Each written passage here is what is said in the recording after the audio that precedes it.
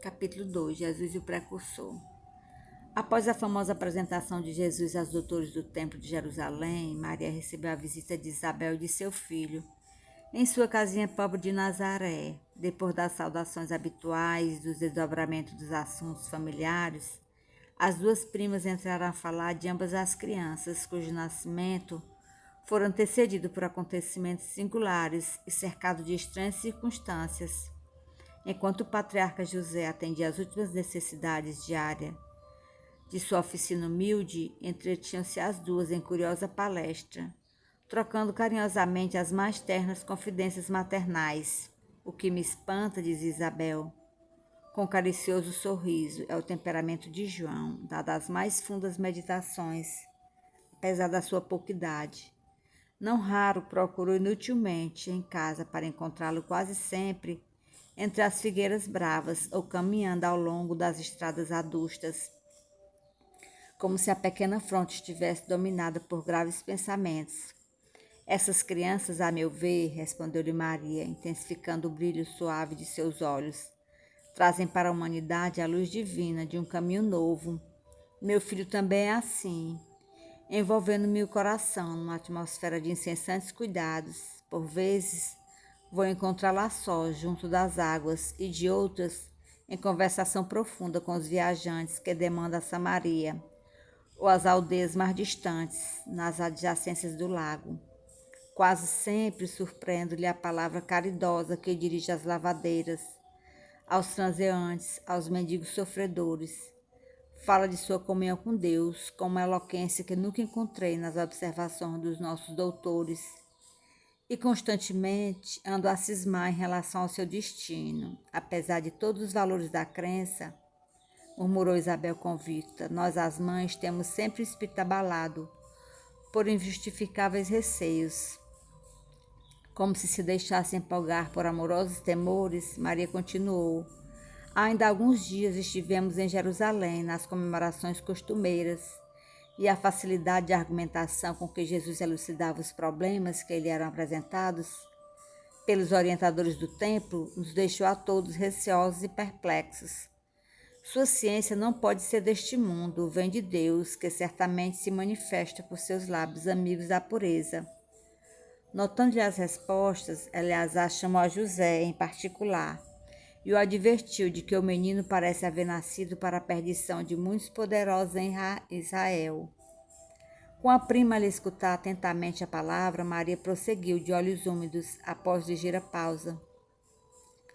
Ciente desse aviso, procurei Eleazar, a fim de interceder por Jesus, junto de suas valiosas relações com as autoridades do templo. Pensei na sua infância desprotegido e receio pelo seu futuro. Eleazar prometeu interessar-se pela sua sorte. Todavia, de regresso a Nazaré, experimentei singular multiplicação dos meus temores. Conversei com José mais detidamente acerca do pequeno, preocupada com seu preparo conveniente para a vida. Entretanto, no dia que se seguiu às nossas íntimas confabulações, Jesus se aproximou de mim pela manhã e me interpelou.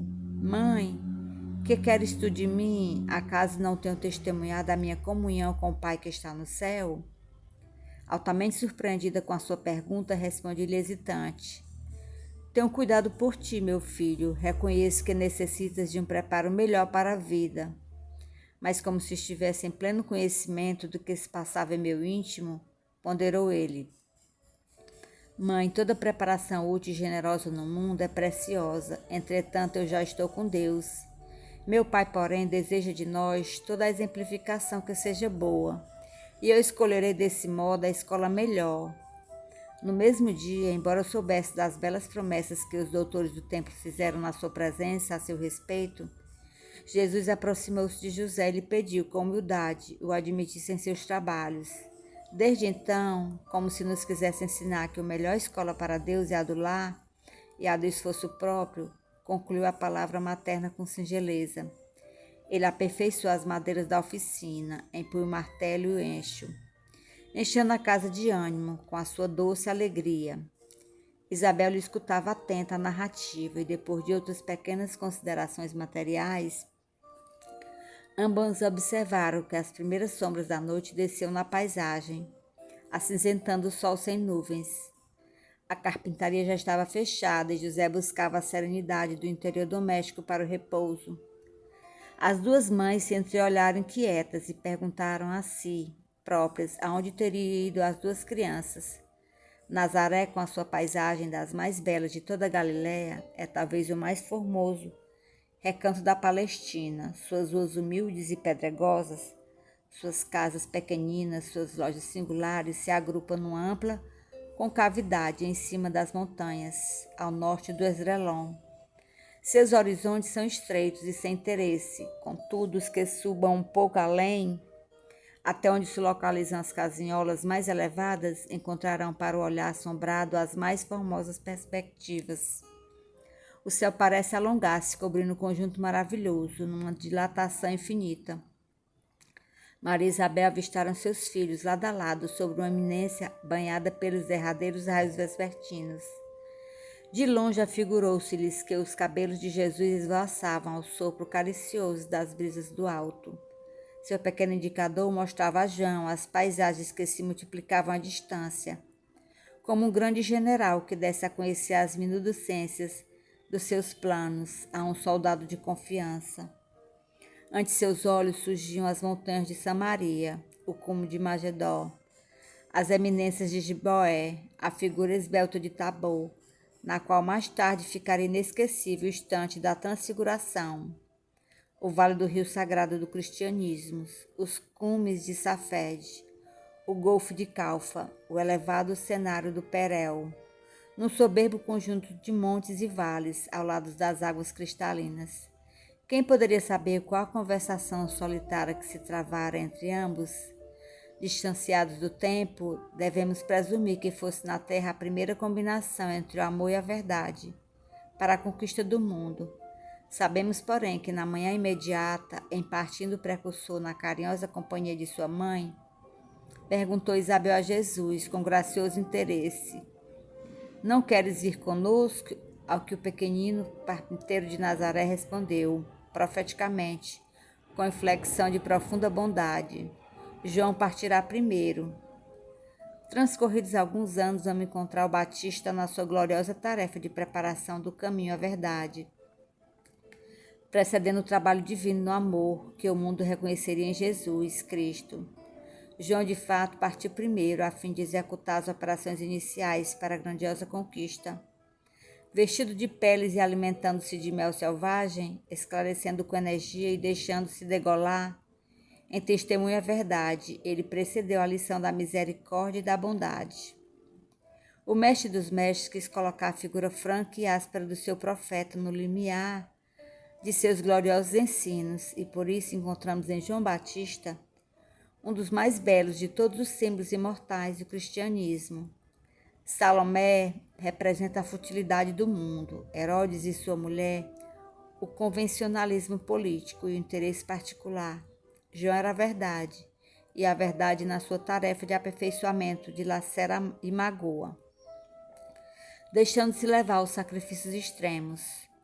Como a dor que procede as poderosas manifestações da luz no íntimo dos corações, ela recebe o bloco de mármore bruto e trabalha as asperezas para que a obra do amor surja em sua pureza divina. João Batista foi a voz clamante do deserto, operário da primeira hora. É ele o símbolo rude da verdade, que arranca os mais fortes raízes do mundo para que o reino de Deus prevaleça nos corações.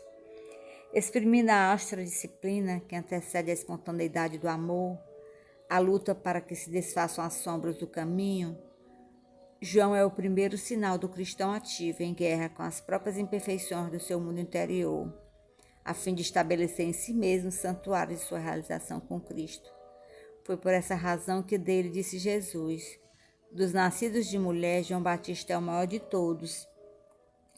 Adustas significa ardente. Enxó, instrumento de cabo curto e chapa de aço cortante, que serve para desbastar peças de madeira.